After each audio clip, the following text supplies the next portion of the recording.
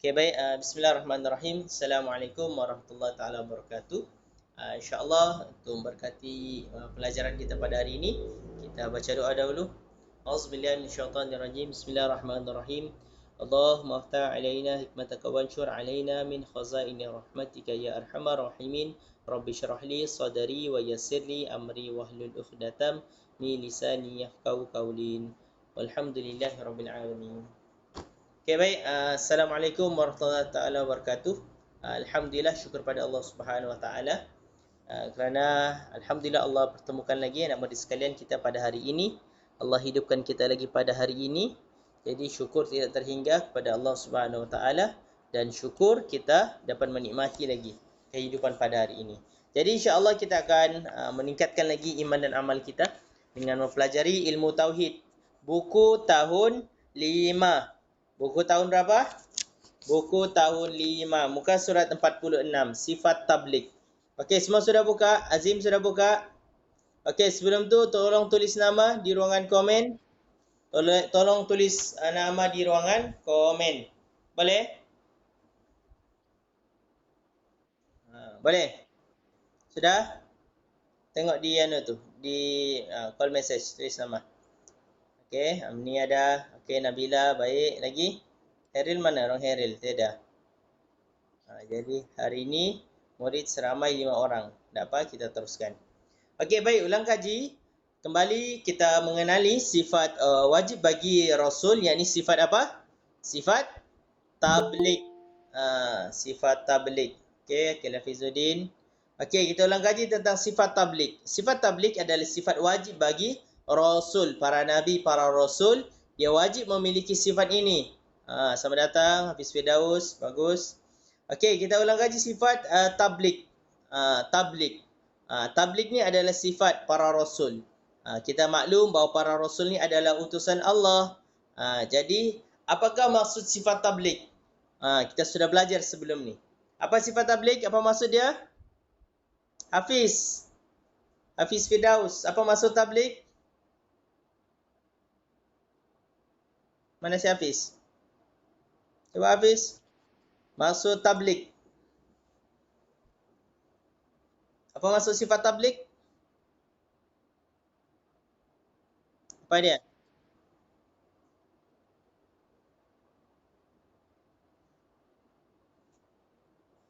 Apa maksud sifat tabligh? Apa dia? Sifat tabligh. Cepat.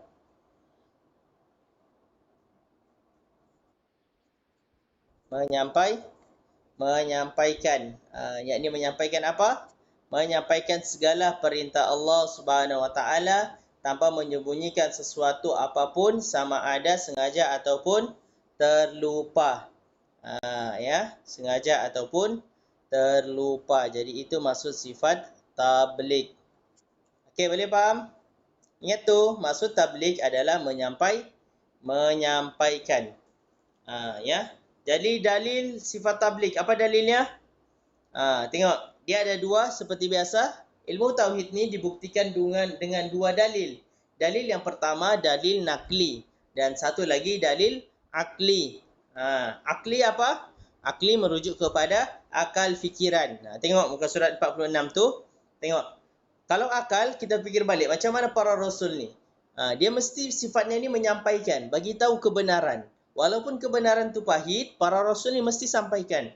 Tengok nombor 2. Para Rasul itu kalau daripada sudut akal fikiran kita. Akal fikiran kita, para Rasul itu tidak menyembunyikan sesuatu yang diperintahkan oleh Allah Ta'ala. Mereka menyampaikan dengan amanah dan ikhlas. Amanah dan ikhlas. Sungguh-sungguh mereka menyampaikan. Kerana itu kita dapat mengetahui isi kandungan Al-Quran. Tengok. Hikmah yang pertama, sifat tabligh ini menyampaikan adalah yang pertama kita dapat mengetahui isi kandungan Al-Quran. Kalau para Rasul ini menyeleweng, menyembunyikan, nescaya kita tak akan tahu kebenaran yang sebenarnya. Boleh jadi kita tidak kenal Allah Subhanahu Wa Taala. Dan jika sekiranya mereka ni menyembunyikan syariat Islam, sudah pasti kita tidak dapat mengetahui dia. Jadi anak murid sekalian, daripada sudut akal, Kalau kita fikir para rasul ini dia tidak menyampaikan, nescaya kita tidak akan kenal Allah Subhanahu Wa Taala. Kan kita tidak tahu isi kandungan Al-Quran. Dan juga kita tidak akan mengetahui tentang syariat Allah. Syariat Allah. Boleh faham? Sebagai contoh, kalau para rasul itu dia menyembunyikan satu perintah Allah Taala, yakni solat. Contohlah para rasul tu malu-malu dia. Malu-malu dia mau bagi tahu perintah solat ni. Solat ni ada 5 kali. Allah perintahkan 5 kali contohnya Rasulullah. Andainya sekiranya para rasul ini menyembunyikan, dia berlawanan dengan sifat tabligh. Kan apa berlaku? Dia bagi tahu 3 syak solat. Nescaya apa? Syariat Islam ni tidak sempurna. Solat ni bukan 5 waktu sampai sekarang. 3 syak kali. Sekiranya para rasul itu tidak bersifat tabligh. Boleh fahamkan ni? Boleh fahamkah? Jadi Ustaz mau bagi tahu betapa para rasul ini wajib bersifat tabligh. Boleh faham? Fahamkah? Boleh dapat? Para rasul ni wajib bersifat tabligh. Kalau mereka tidak jujur, mereka tidak bagi tahu apa yang Allah bagi tahu perintahkan, saya kita tidak akan tahu tentang syariat Allah ni. Ya. Okey. Harap-harap kamu boleh faham. Nak bagi tahu tentang pentingnya para rasul ni bersifat tabligh, dan kita ni sebagai umat Islam berusaha untuk mencontohi sifat tabligh ini. Sifat tabligh ni sifat sangat mulia. Ya, sangat-sangat mulia. Jadi kita usaha untuk ada dalam diri kita untuk menyampaikan kebenaran. Okey, baik. Yang ketiga, dalil nakli. Dalil nakli. Dalil nakli pendek saja ayatnya. A'udzubillahi minasyaitonirrajim. Fahal 'alar rasuli illal balaghul mubin. Yang ni apa maksudnya? Tidak ada satu kewajipan bagi rasul melainkan ia penyampai yang terang dan nyata. Ni dalil nak bagi tahu bahawa para rasul ni dia memang bagi tahu secara apa? Dia sampaikan apa saja wahyu yang daripada Allah Subhanahu Wa Taala dengan terang dan nyata. Dia tidak sembunyi-sembunyikan. Yang haram para rasul bagi tahu haram. Yang halal para rasul bagi tahu halal. Mereka tidak sembunyi-sembunyikan. Jadi tolong ingat ni. Saya tekankan, take note. Tolong ingat dalil ini. Fahal 'ala rasuli illa al-balaghul mubin. Boleh?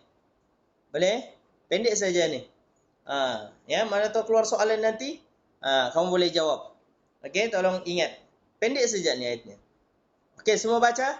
Okey, semua buka mic, ikut ustaz. Buka mic semua. Ustaz baca, kamu ikut ya. Buka mic, yang lain buka mic. Siapa boleh buka mic? Okey.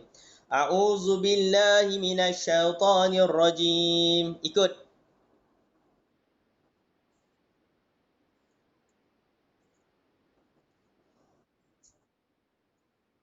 Fahal 'alal sekali lagi. Fahal 'alar rasuli illal balaghul mubin. Satu nafas ya.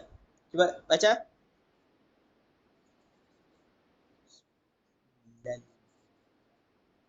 Sekali lagi. Fahal 'alar rasuli illal balaghul mubin.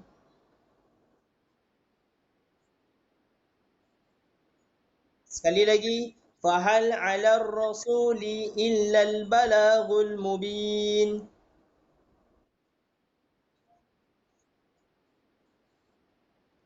Okay, maksudnya. Ikut maksudnya. Tidak ada satu kewajipan bagi rasul melainkan ia penyampai yang terang dan nyata. Sadaqallahul azim. Okey, jadi itu adalah dalil bagi sifat tabligh. Sifat tabligh, menyampaikan. Jadi Ustaz harapkan kamu boleh faham ya, dan juga nyata tentang sifat ini. Okey, boleh faham semua? Jadi penghayatan, yakni apa? Amalkanlah sifat-sifat mahmudah dalam kehidupan seharian. Sifat mahmudah, apa sifat mahmudah? Sifat mahmudah adalah sifat-sifat terpuji. Sifat-sifat yang baik, sifat-sifat yang Allah suka. Antaranya apa? Yang kita sudah belajar. Yang pertama, jujur, amanah, yakni yang ini tabligh. Dan satu lagi, fatonah. 4 sifat Rasul ini, kalau kita ada adalah kita adalah orang yang hebat. Nak jadi orang hebat bukan hanya pada harta, bukan hanya kepada kebijaksanaan semata-mata. Salah satunya adalah akhlak. Orang yang berakhlak, niscaya dia akan dimuliakan. Dimuliakan Allah Ta'ala, dimuliakan manusia. Tetapi walaupun orang tu pandai, tetapi dia tiada sifat yang ini, niscaya orang tidak akan pandang dia. Ya, boleh faham? Okey, baik. Saya tanya, apakah lawan bagi sifat tabligh ini? Apa sifat lawannya? Apa yang tadi Ustaz sebutkan? Siapa boleh jawab? Sifat tabligh maksudnya menyampaikan. Apakah lawan bagi sifat tabligh? Cuba tengok apa dia? Okay, Assalamualaikum. Selamat datang. Apa dia? Siapa boleh jawab? Lawan bagi sifat tabligh apa? Kalau amanah, lawannya khianat. Kalau fatonah, bijaksana, lawannya apa? Kitmir, baladah, yakni bodoh. Ya. Kalau apa lagi? Amanah, sudah. Jujur, kan? Amanah, khianat. Okey, baik. Jadi apa lawan sifat tabligh?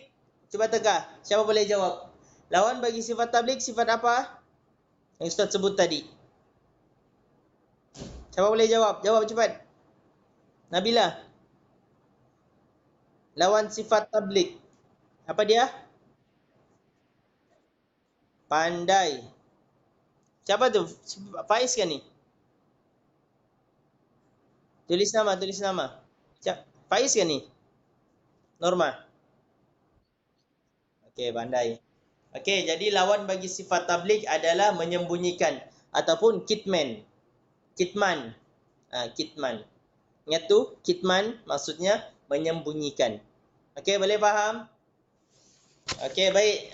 Jadi insya-Allah. Okey, Ustaz tanya ada soalan. Boleh faham kan ni? Boleh tangkap kan ni?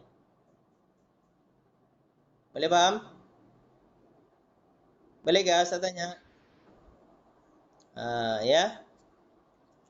Okey. Jadi sekali lagi, maksud tabligh apa dia? Menyampaikan. Betul kan? Menyampaikan. Okey. Okey, baik. Semua sekali lagi tolong baca maksud tabligh. Sekali lagi. Nombor 1, semua baca. Buka mic. Buka mic semua. Ustaz kira 1, 2, 3. Yang lain semua baca. Boleh? Buka mic. Buka mic. Tolong buka mic. Ustaz minta kamu respon. Buka mic. Sudah? Buku tahun 5. Muka surat 46. Okey, sudah buka mic? Muka surat 46. Nombor 1. Sudah? Okey, semua sudah? Yang lain dulu. Sedia dulu. Muka surat 46. Nombor 1, nombor 1. Maksud tabligh. Okey, sudah? Semua ready? 1, 2, 3. Baca. Para Rasul sifat tabligh, iaitu menyampaikan kepada manusia segala perintah Allah Subhanahu wa taala tanpa menyembunyikan suatu apapun, sama ada sengaja atau terlupa. Fahamkah? Diorang akan mesti bagi tahu juga, walaupun sengaja ataupun terlupa, mesti juga mereka akan sampaikan. Ya, sengaja ke apakah, mesti mereka akan berusaha untuk sampaikan. Okey, sekali lagi.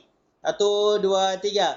Para Rasul itu wajib bersifat, baca-baca, tabligh, iaitu menyampaikan kepada manusia segala perintah Allah Subhanahu wa taala tanpa menyembunyikan sesuatu apapun, sama ada sengaja ataupun terlupa. Ya, mesti dia akan sampaikan. Okey, terima kasih. Jadi Ustaz harapkan kamu boleh faham sifat tabligh ini. Sifat tabligh ni sangat-sangat mulia. Kalau para rasul menyembunyikan yang tadi disebut ni, kitman ni, ya, menyembunyikan, nescaya kita tak akan kenal isi kandungan Al-Quran. Kalau kita tak kenal isi kandungan Al-Quran, kita tidak akan kenal pencipta kita. Kita tak akan kenal solat, nescaya kalau kita tidak kenal solat, tidak kenal Allah, nescaya azablah yang akan menanti kita. Jadi yang namun sekalian, kita syukur-syukur dapat kenal agama ini, dapat belajar agama yang sebenar, dapat kenal Tuhan yang sebenarnya, yakni Allah Subhanahu Wa Taala. Okey, baik, kita rehat 2 minit boleh? Ustaz bagi masa 2 minit. Siapa mau ke tandas meminum, boleh Ustaz bagi masa lagi sebelum kita teruskan. Boleh? Jadi insya-Allah kita sambung dalam 5.54. Ustaz bagi rehat. Lepas ni kita sambung semula. Okey? Okey, insya-Allah. Boleh. Okey, boleh rehat sekarang. 10.54 kita mulakan semula. Jadi mana yang mau minum ke tandas. Okey, Assalamualaikum. Yang baru saja tiba boleh tulis nama di ruangan komen. Kita baru saja ulang kaji tadi tentang sifat tabligh, ya. Insya-Allah.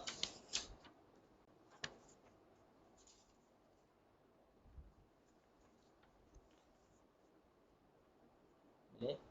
Jadi 10.54 kita akan sambung semula. Ustaz akan cuba ulang kaji lagi beberapa ni untuk habiskan ni kita punya silibus.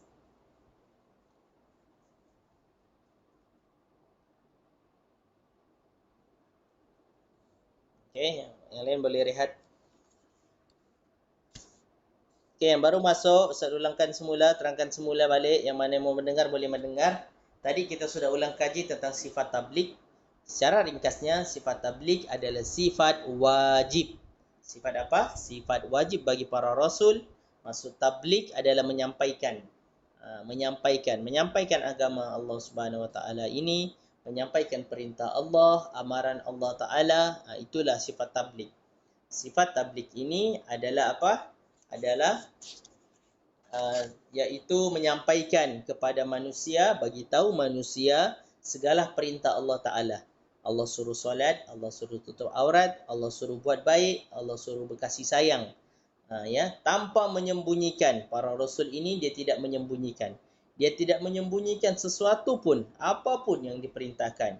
Ya, sengaja ataupun terlupa, tiada. Dia mesti sampaikan, wajib dia sampaikan.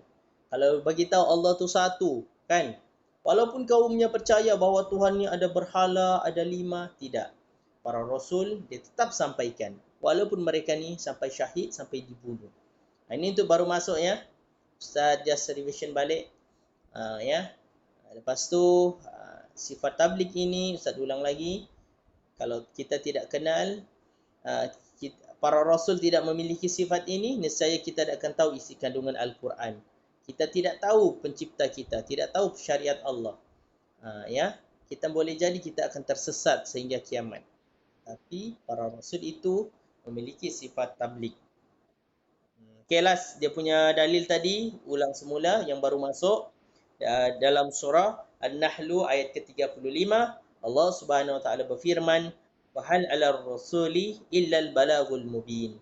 Yakni apa? Tidak ada satu kewajipan pun bagi rasul melainkan menyampaikan secara terang dan nyata. Okey, itu yang baru masuk tadi Ustaz ingatkan semula, tolong ingat ayat ni, hafal ayat ni, dalil ini sebagai kefahaman kita. Ya. Boleh, insya-Allah. Okey, baik, 10.54 sudah. Boleh kita sambung semua? Boleh? Sudah minum? Boleh ke? Okey, baik. Insya-Allah kita sambung semula bagi pelajaran ulang kaji semula tentang sifat bagi Rasul. Sambung lagi, yakni sifat harus. Tadi kita sudah belajar sifat tabligh. Minggu lalu kita belajar sifat siddiq, benar. Hari ini kita sambung lagi tentang sifat Ulang kaji semula saja. Sifat harus bagi Rasul. Anak-anak sekalian, apakah sifat harus bagi Rasul? Apa sifat harus bagi Rasul? Wajib ada 4, yakni amanah, jujur, bijaksana dan juga menyampaikan, tabligh.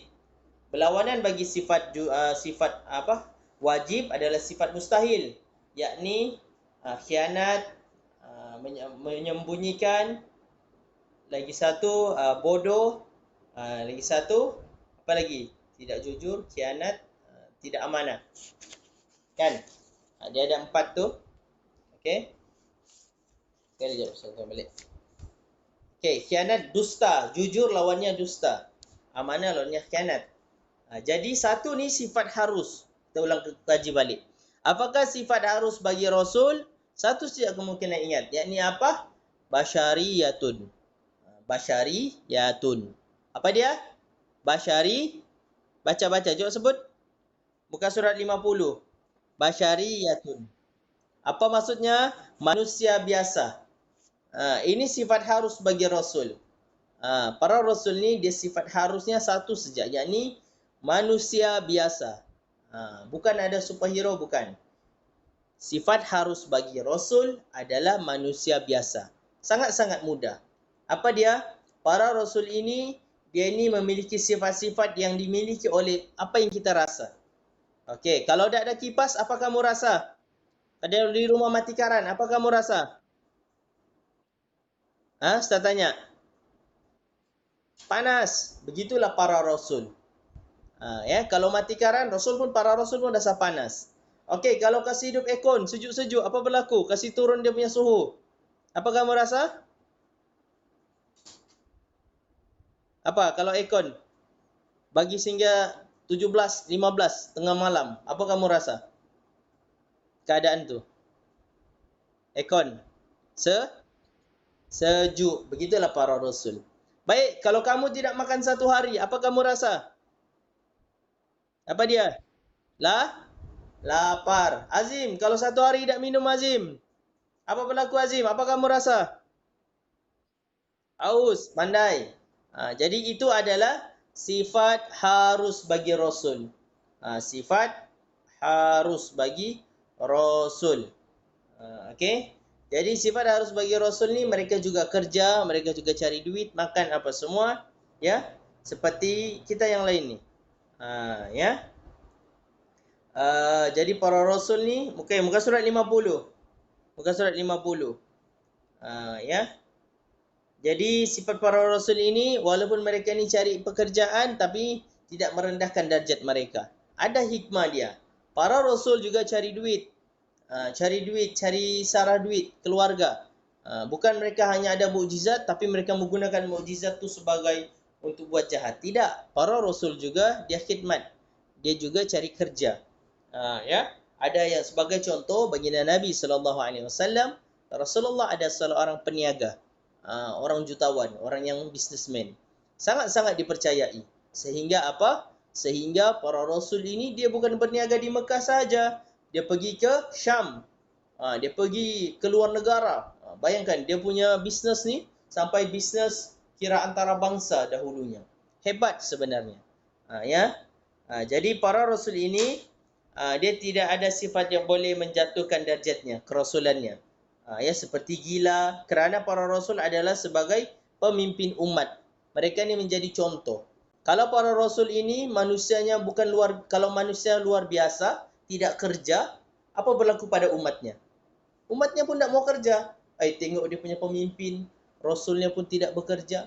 Maka mereka tidak boleh mencontohi para Rasul. Tetapi Allah jadikan para Rasul itu, dia tu hanya manusia biasa. Ya.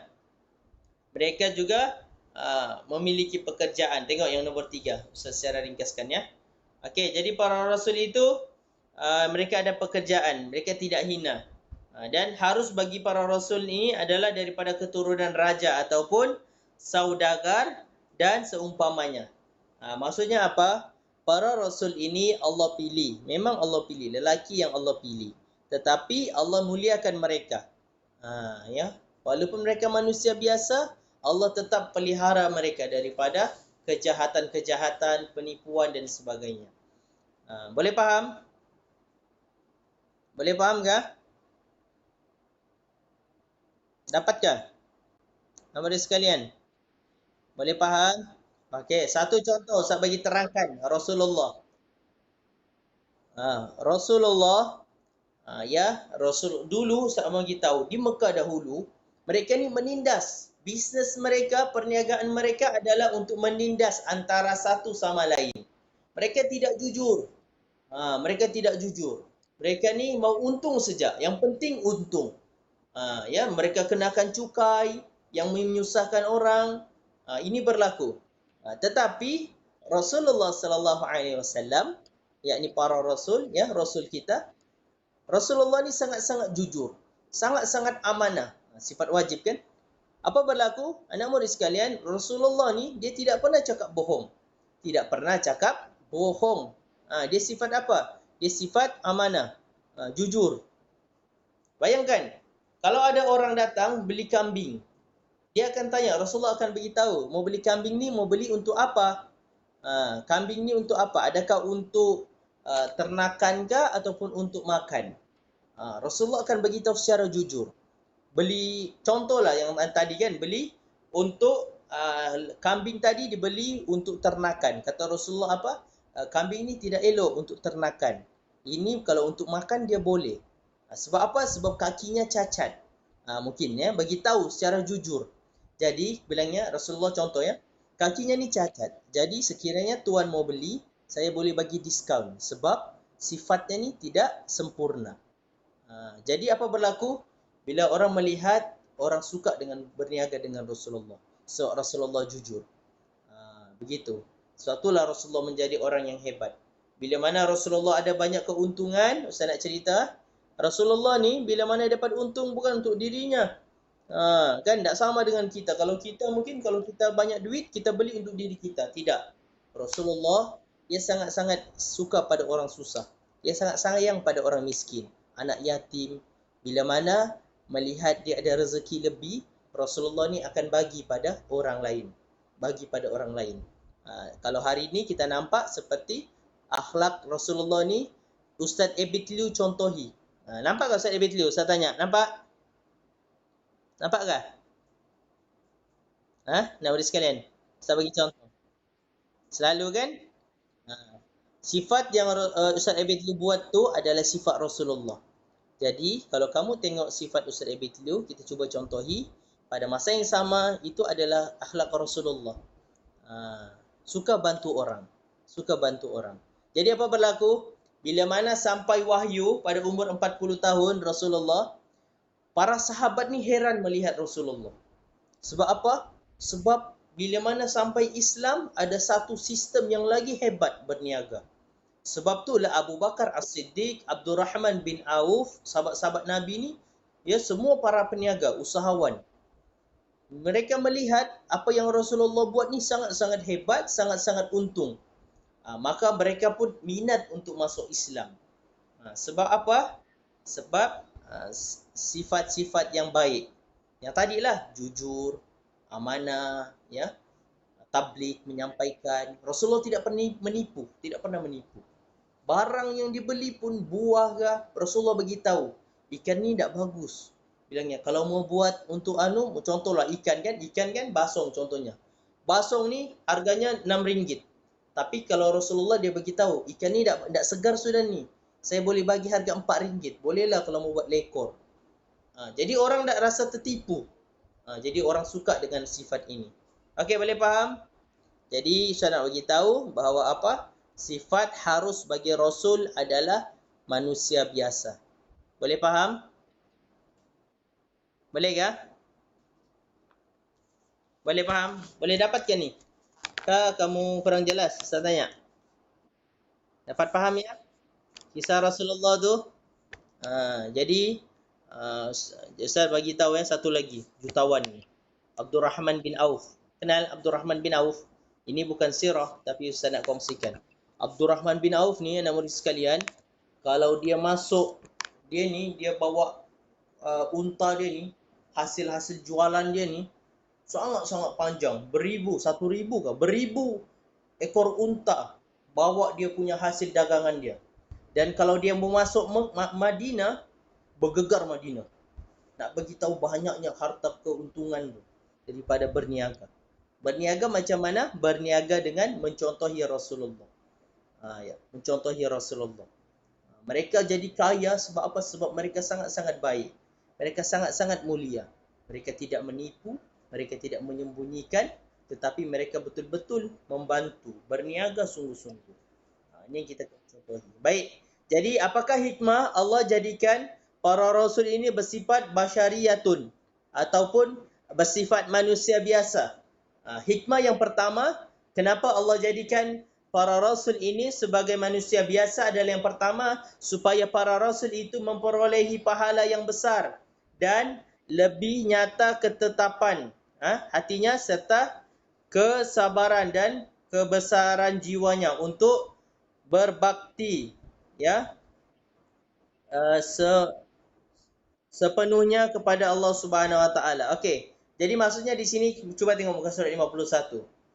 Para rasul itu mereka menjadi contoh, ya, menjadi contoh kepada umat manusia, sehingga itulah hikmahnya mereka dapat pahala yang besar. Sebab apa? Umat-umat dia akan mencontohi para rasul itu. Dan juga kita melihat bagaimana kesabaran para rasul ini. Para rasul juga, Rasulullah juga sebelum berniaga dia apa? Menternak kambing. Menternak kambing. Kambing ni dia ni ada sifat yang sangat-sangat leceh. Ustaz nak beritahu. Kalau kamu, adakah keluarga kamu ternak kambing? Saya tanya, ada? Adakah? Kalau ada, Ustaz beritahu, kambing ni dia ni jenis yang banyak karena. Tidak mau kena hujan, ya, tidak boleh berlalat apa somethingnya, berbanding dengan lembu. Jadi banyak karena ni kambing. Jadi para rasul ini, ya, mereka dilatih untuk bersabar. Dengan apa? Salah satunya pekerjaan menternak kambing. Okey, boleh faham? Ya. Jadi itulah hikmah pertama tadi adalah para rasul itu adalah untuk memperoleh pahala yang besar dan lebih nyata ketetapan hati mereka, kesabaran mereka untuk berbakti mengikut perintah Allah Taala. Baik, yang kedua, untuk menjadikan teladan. Ini yang disebut tadi, Ustaz sebut tadi, menjadi teladan kepada umatnya supaya mereka dapat mengerti dengan sebenar-benarnya bahawa para rasul tu bukanlah Tuhan, ya, tetapi mereka ni adalah manusia biasa. Adapun kelebihan yang mereka miliki itu hanyalah ada mukjizat. Bukan kuasa mereka. Okey, boleh faham ke? Jadi Allah jadikan para rasul itu bersifat basyariyatun, manusia biasa, supaya umat-umatnya boleh contohi. Ya, kalau jadi ketua keluarga macam mana, kalau jadi peniaga macam mana, kalau jadi anak macam mana, itulah tujuan dia. Sebagai contoh Rasulullah SAW. Satu lagi Ustaz nak kongsikan. Rasulullah, sekiranya ibu susuan Rasulullah. Siapa dia ibu susuan Rasulullah? Siapa tahu? Siapa boleh jawab? Ibu susuan Rasulullah.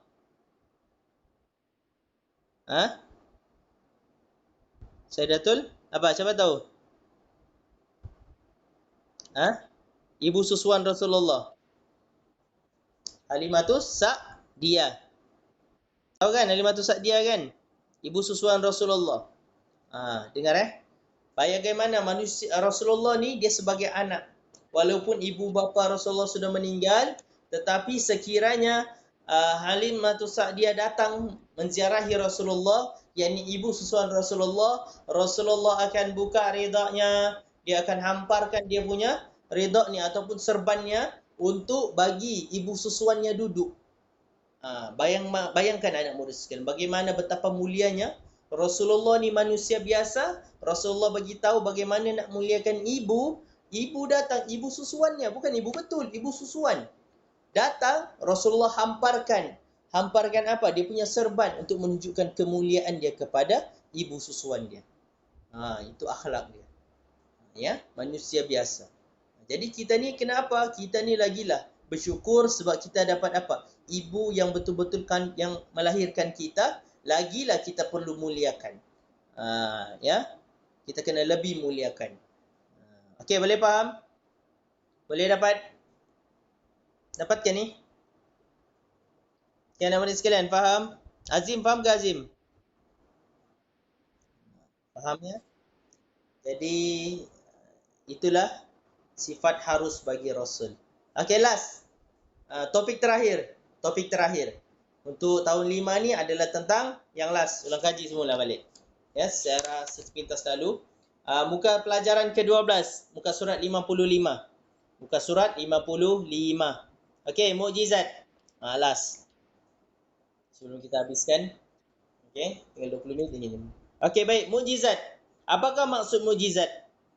Mukjizat ni adalah apa? Perkara. Tengok. Mukjizat. Okey, tengok muka surat 55. Nombor 1. Sebagai umat Islam, kita wajib. Wajib. Hukumnya apa? Wajib kita beriman kepada para nabi dan para rasul. Dan kita mempercayai bahawa mereka ini dikurniakan mukjizat untuk menjadikan hujjah bagi melemahkan musuh-musuh Allah Subhanahu Wa Taala. Okey, itu mukjizat. Apa maksud mukjizat? Mukjizat adalah perkara satu keistimewaan ataupun kelebihan yang diberikan oleh Allah Subhanahu Wa Taala kepada para rasul. Ya. Mukjizat ataupun superpower. Saya sebut superpower. Ada kelebihan-kelebihan yang Allah berikan. Muka surat 55-56. Ya, 55-56. Okey, boleh nampak? Kita ulang kaji balik. Mukjizat ini.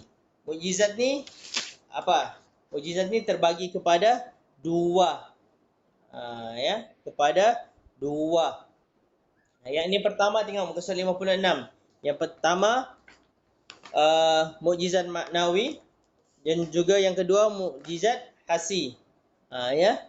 Mukjizat maknawi ini adalah mukjizat yang dapat diketahui ya luar biasanya melalui akal fikiran yang kita nampak. Yang kedua yakni mukjizat hasi, yakni mukjizat yang dapat dilihat melalui panca indera. Panca indera. Ya, panca indera. Satu mukjizat apa tadi? Daripada akal fikiran maknawi, ya. Yang hasi ni daripada panca indera yang kita lihat sendiri. Maknawi ini apa? Yakni selalu fikiran adalah melalui sepertinya adalah Al-Quran. Al-Quran.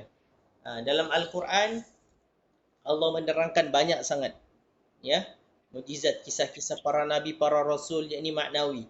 Secara apa? Secara akal fikiran. Ada orang fikir, apa buktinya Allah tu wujud? Kan? Mereka mau bukti.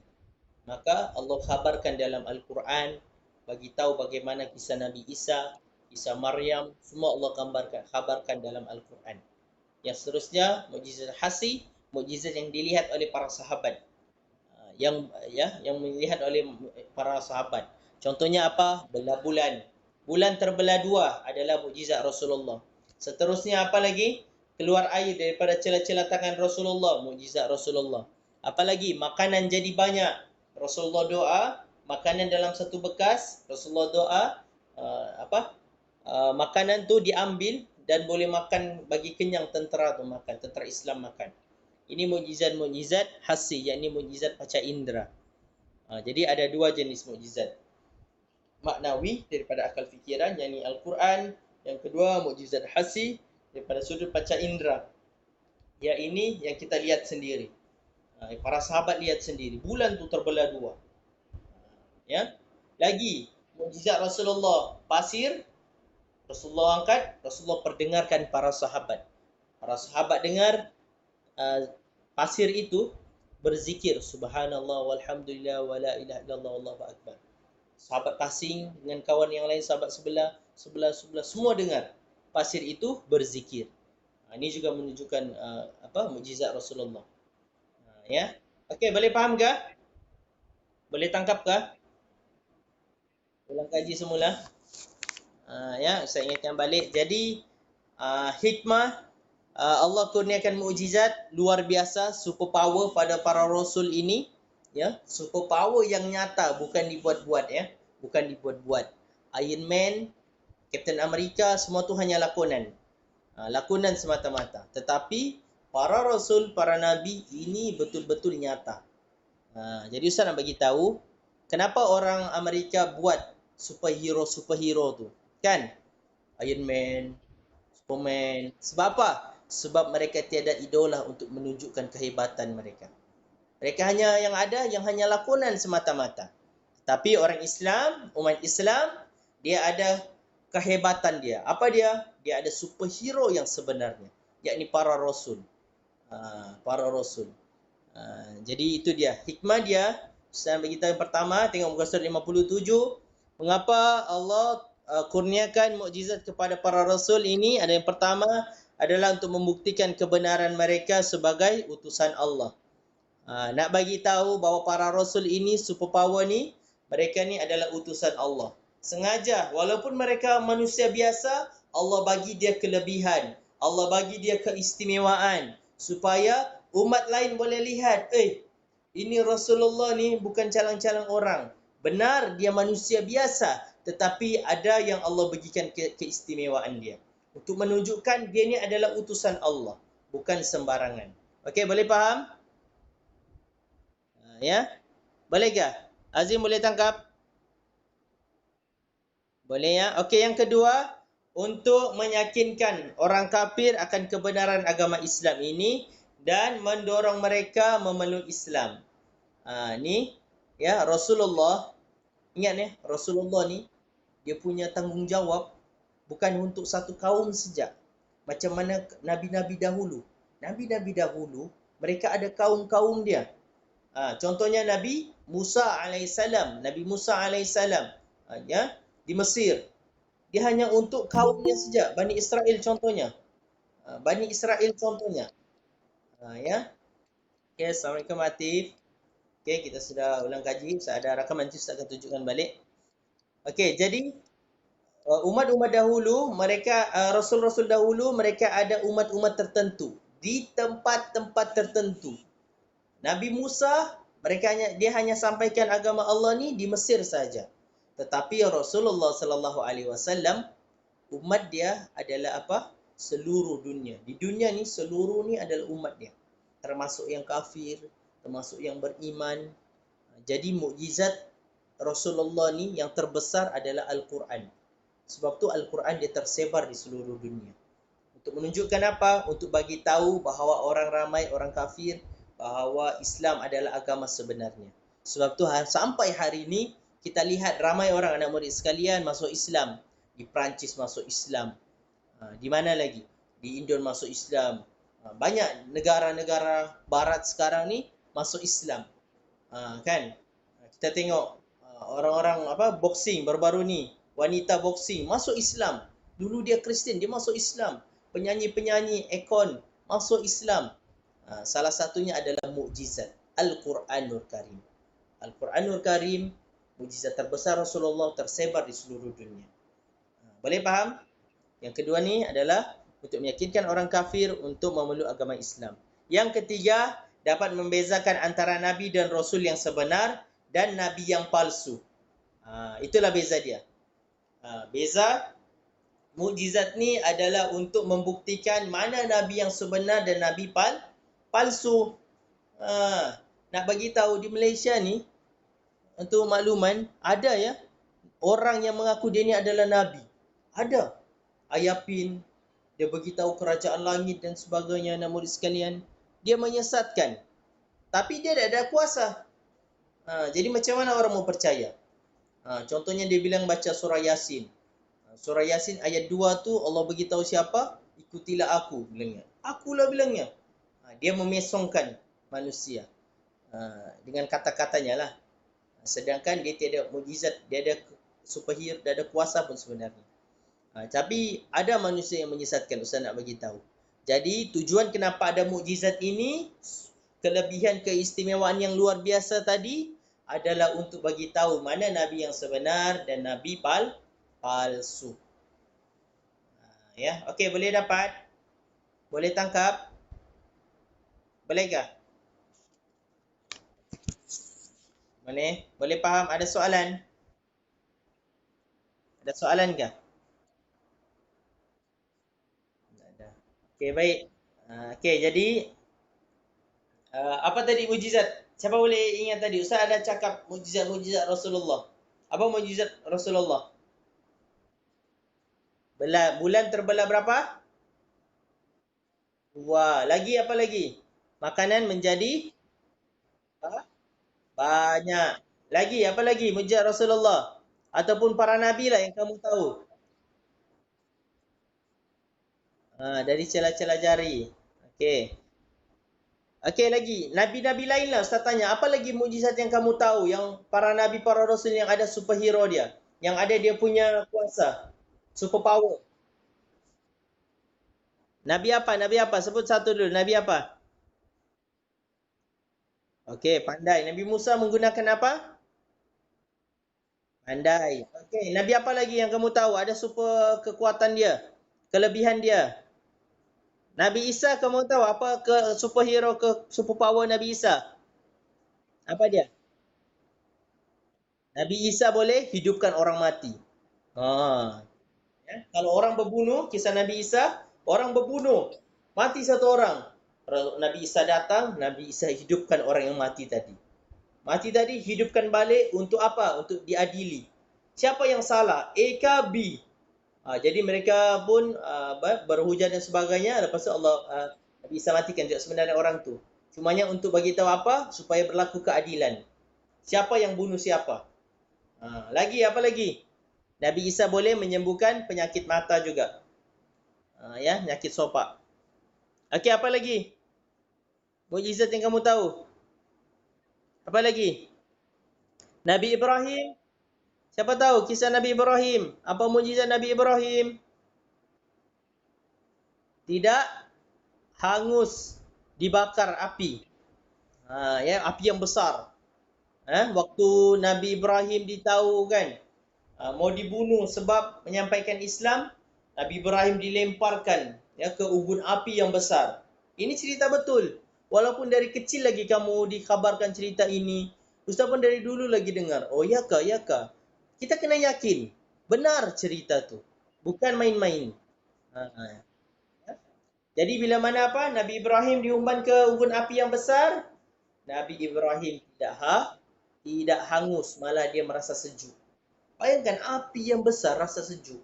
Kenapa? Sebab api adalah makhluk Allah. Allah berkuasa terhadap makhluk dia. Kalau Allah jadikan api itu sejuk, maka sejuk. Ya. Tapi kita jangan cuba. Betul kau Ustaz? Cuba saya try Ustaz. Kamu bakar tangan kamu. Tidak pun Ustaz bilang Ustaz sejuk. Bukan. Itu mukjizat. Itu untuk para nabi saja. Kita bukan nabi. Sebab itu kalau kita pegang api panas. Tapi nak dikabarkan, api dahulu pernah jadi sejuk. Kisah Nabi Ibrahim alaihissalam. Boleh faham? Okey, baik. Okey, satu lagi saya cerita lagi. Tiga perkara yang berbeza. Mukjizat, sihir, karamah. Apa dia? Tengok muka surat 58. Ustaz terangkan secara ulang kaji. Mukjizat, sihir, karamah. Apa bezanya Ustaz? Apa karamah ni Ustaz? Adakah dia kontok-kontok dalamnya ada coklat? Apa sihir ni Ustaz? Adakah dia sejenis keropok-keropok? Apa juga mukjizatnya Ustaz? Adakah dia manis-manis, pahit-pahit? Bukan. Okey. Mukjizat adalah satu kelebihan keistimewaan yang diberikan oleh para rasul. Yakni secara mudahnya Ustaz sebut superpower. Kelebihan-kelebihan yang kamu sebut tadi. Belah bulan dua, apa bulan terbelah dua, keluar air, lautan terbelah dua. Apa lagi kamu sebut? Lagi uh, orang yang mati hidup semula Nabi Isa kan. Itu adalah mukjizat. Seterusnya sihir. Sihir ni apa? Sihir ni Harry Potter. Tahu Harry Potter? Tahu Harry Potter? Sihir ni adalah dia menggunakan ilmu hitam. Abrakadabra contohnya kan. Dia menggunakan satu ilmu di perantaraan jin. Dia minta tolong jin. Minta tolong jin untuk tujuan-tujuan tertentu, untuk buat kejahatan. Itu namanya sihir. Contohnya, dia buat kedai ABC. Kedai ABC ni, kedai apa? Jual ABC lah contohnya. Banyak kedai ABC. Jadi dia gunakan ilmu sihir. Supaya apa? Supaya dengan perantaraan jin, dia mau manusia lihat kedainya sejak buka. Kedainya sejak yang hebat. Yang lain manusia tidak nampak. Ya, ada begitu.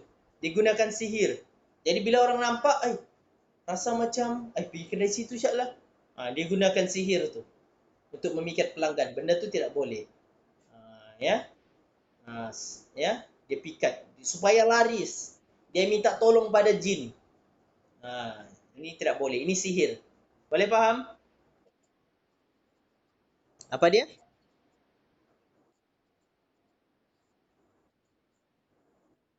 Aha. Ha?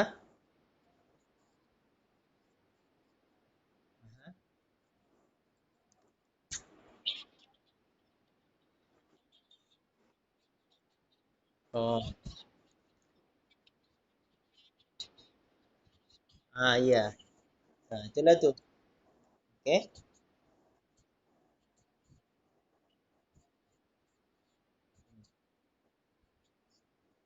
Nah. Okey. Betul lah tu. Jadi begitu. Kita risau juga ya. Perkara-perkara begitu. Ya, banyak berlaku. Orang pergi kedainya, orang tengok, tutup kedaimu ni. Tapi dia bilang, buka. Rupanya kedainya kena sihir. Diguna-guna. Ya, tak boleh begitu, tak boleh. Benda tu salah. Dalam Islam salah. Ya, tidak boleh. Kita tidak boleh minta tolong pada jin, guna ilmu yang tidak baik untuk menyusahkan orang, tidak boleh. Benda tu memang berlaku secara realiti. Yang menakutkan anak murid sekalian, orang yang belajar sihir ataupun menggunakannya, kalau dia tidak bertaubat, dia akan berlaku apa? Syirik pada Allah Ta'ala. So apa? Dia tidak minta sudah pada Allah Ta'ala. Maka solat dia, puasa dia, haji dia akan terbatal kepada sesiapa yang amalkan sihir ini. Jadi sangat-sangat berbahaya. Kita minta untuk dijauhkan. Ya. Okey, yang ketiga karomah. Karomah ni apa? Karomah ni adalah perkara luar biasa juga. Tetapi bukan pada para nabi, bukan para rasul, tetapi wali-wali Allah, yakni orang yang soleh. Orang yang soleh. Apa dia? Ada orang soleh ni yang Allah bagi dia perkara luar biasa. Panggil sebagai karomah. Apa dia? Cuba sebut. Karo, karomah. Karomah. Contoh, satu kisah saya nak kabarkan. Orang soleh ni, tuan guru contohnya, syekh-syekh. Yang dia ni banyak ilmu, dia jaga amalan dia pada Allah Ta'ala. Satu kisah dia sampaikan ilmu. Dia sampaikan ilmu depan orang ramai. Tiba-tiba, dia berhenti seketika, dia tarik. Dia tarik contohnya, dia tarik. Orang heran, apa dia buat tu? Rupanya apa? Dia tengah selamatkan orang di sungai sana. Kelebihan perkara luar biasa.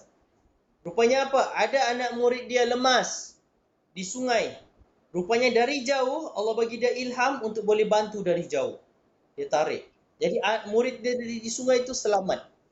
Nampak tak perkara luar biasa tu? Dia mengajar orang tetapi dia boleh selamatkan orang. Bayangkan pada masa yang sama. Ini kelebihan-kelebihan dia. Apa lagi? Ada lagi ulama-ulama, orang-orang soleh, dia boleh apa? Dia boleh dua dua tempat pada satu masa. Macam mana tu? Di sini dia buat majlis ilmu, di tempat lain pun dia ada juga. Ini satu perkara yang luar biasa saya nak bagi tahu. Ya. Cumanya memang ada kelebihan-kelebihan ya yang Allah berikan kepada orang-orang soleh ini. Jadi itu yang Ustaz nak mau sampaikan. Boleh faham? Boleh tangkapkan ni? Ya. Karomah, ingat, karomah ni adalah perkara luar biasa yang diberikan kepada wali-wali Allah ataupun orang yang soleh. Orang soleh ni, Ustaz, kenapa orang soleh ni ada perkara luar biasa berlaku, Ustaz? Bukan itu manusia biasa ke, Ustaz? Bukan Nabi, bukan Rasul. Ya, betul. Mereka orang biasa saja. Tetapi amalan mereka amalan mereka yang baik tu boleh jadi apa saja mereka minta Allah makbulkan. Sehingga Allah bagi dia kelebihan-kelebihan. Ya. Begitu. ada yang kebal dan sebagainya. Mereka menggunakanlah ya perkara luar biasa yang Allah berikan. Ada berjalan atas air lah ya. Banyak sangat kelebihan-kelebihan yang Allah bagi. Ini adalah kerana apa? Kerana pertolongan Allah. Sebab mereka sangat-sangat dekat pada Allah Subhanahu Wa Taala. Berlawanan dengan sihir. Sihir mereka jauh daripada Allah. Mereka menggunakan jin. Mereka menggunakan ilmu hitam. Mereka menyesatkan manusia untuk mendapatkan tujuan mereka. Ya. Okey, boleh faham? Mereka gunakan bomo. Boleh tangkap ya? Boleh bezakan ya? Mukjizat, karamah dan juga sihir. Okey, last sekali lagi saya ulangkan. Mukjizat, satu kelebihan keistimewaan yang diberikan kepada para rasul untuk mematahkan hujah mereka, hujah-hujah lawan mereka. Mukjizat untuk para nabi, para rasul. Nabi Ibrahim, Nabi Isa, Nabi Muhammad. Itu mukjizat. Sihir adalah ilmu hitam yang dipelajari. Ya, perkara luar biasa yang berlaku kepada sesiapa sahaja yang mempelajari ilmu hitam ini dengan tujuan untuk melakukan kejahatan. Guna bomo, santau, ya, pemisah dan sebagainya. Dia bermula sihir ni daripada hasad dengki. Dia tak boleh tengok orang senang. Dia tengok sejak kedai sebelah laku, dia buat jahat. Dia tengok sejak keluarga tu bahagia, dia buat jahat. Dia hantar supaya bergaduh dan sebagainya. Dan karomah tadi, karomah adalah perkara luar biasa yang Allah berikan kepada wali-wali Allah ataupun orang soleh. Orang soleh. Yang Ustaz cerita tadilah. Perkara-perkara luar biasa. Okey, boleh faham semua? Boleh tangkap? Boleh? Okey, jadi saya ingatkan balik. Tolong baca buku tauhid ni, tolong ulang kaji ya. Uh, yang telah kita belajar ya. Supaya kamu boleh jawab. Jadi ustaz bagi tunjuk contoh soalan boleh sekali lagi. Tapi bukan untuk tahun 5 lah. Ustaz akan bagi tunjuk tahun lain contohnya. Supaya kamu faham bentuk format soalan. Boleh? Boleh ya? Ustaz akan tunjukkan bentuk soalan yang kamu akan jawab nanti. Ya. Okey, tengok skrin. Kongsikan. Sebentar. Tengok skrin, Ustaz kongsikan. Sekejap ya. Jadi yang tadi yang mana yang baru yang sudah nampak? Okey. Sebentar. Share screen. Sebentar. Share screen. Okey, jadi duduk rumah, tolong ulang kaji apa yang telah kamu buat, latihan-latihan kamu buat. Okey. Contohnya dia macam ni, 5 soalan, kamu akan jawab semua soalan. Siapa tak jawab dia rugi. Ya dia akan untuk exam akhir tahun. Nanti tanggal kan sudah ada dimaklumkan kan tanggal berapa? Pertengahan bulan 12.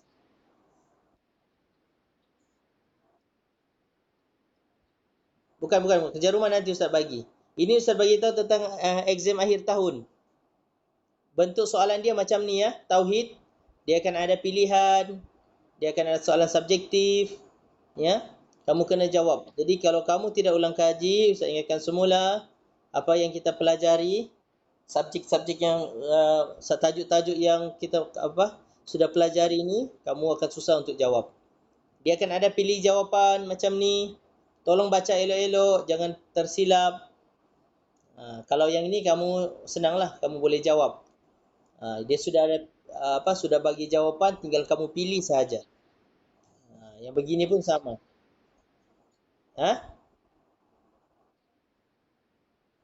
Apa tu? Okey. Nanti pasti Ustaz akan bagi latihan ya, boleh? Untuk kamu buat. Jadi Ustaz akan bagi bentuk macam ni jugalah latihannya. Boleh? Okey, baik. Dan sebentar. Ya, okey baik. Dan saya ingatkan juga untuk Allahumma salli Muhammad. Ah, untuk latihan-latihan ni kerja rumah yang mana belum hantar, boleh hantar dengan ustaz ya. InsyaAllah sebab dia ada 10% tu markah untuk akhir tahun kamu. Jadi kalau kamu hantar, ya ya. Okey baik, insyaAllah. Jadi sekian saja. Kita tangguh uh, pelajaran kita pada hari ini dengan tasbih kafarah dan surah wal as. Subhanallah bihamdika asyhadu an la ilaha illa anta astaghfiruka wa atubu ilaik. Bismillahirrahmanirrahim. Insana lafi khusr. الذين آمنوا وعملوا الصالحات وتواصوا بالحق وتواصوا بالصبر. الحمد لله رب العالمين.